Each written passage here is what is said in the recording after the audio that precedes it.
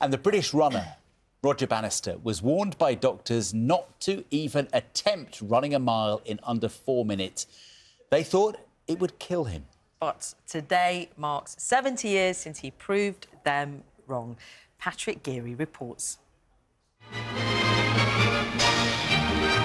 25-year-old Roger Bannister, third from the left, gets away at the Iffley Ground, Oxford, for the race of his life. And so began 3 minutes 59.4 seconds of British sporting history. Chris Brasher setting the pace in front. There was certainly a feeling of it being a national event and something of a landmark for the country.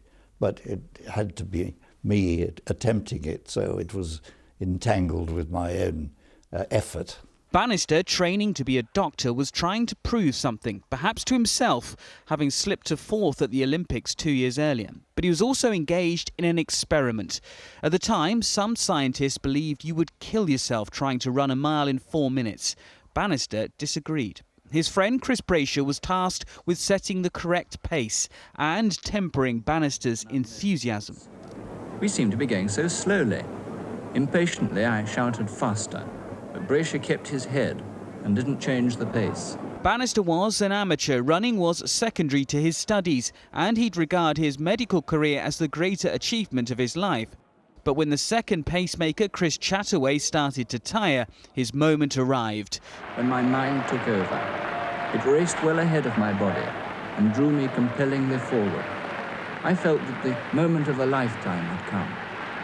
I collapsed as I crossed the tape, but then I recovered sufficiently to hear him announcing in a time which, subject to ratification, will be a new world record, 3. And after that, the noise of the crowd obliterated the remainder of his announcement. Roger Bannister had achieved a new peak in the history of sport. It was a great surprise to me to be able to do it today, and I think I was very lucky. As you can tell, Bannister wasn't one to oversell it, but others have compared his achievement to the conquest of Everest or the first transatlantic flight. He was simply happy to have proved his point. I was able to retire from running with a fairly happy ending, having, I think, shown what I'd always believed, that the 4-minute mile was merely a psychological barrier, not a physical barrier. And of course, subsequent events have amply proved that.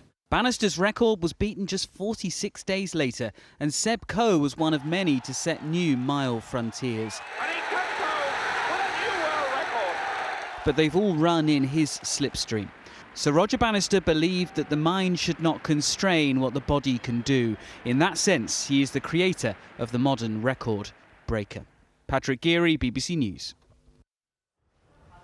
And all those years on in Oxford today, they're doing what they call it, the Community Mile, where former record breakers, just members of the public, students today, will be doing that mile. Not necessarily in under 4 minutes, but raising a lot of money for charity. I'm aiming for the 4-hour mile myself at some point.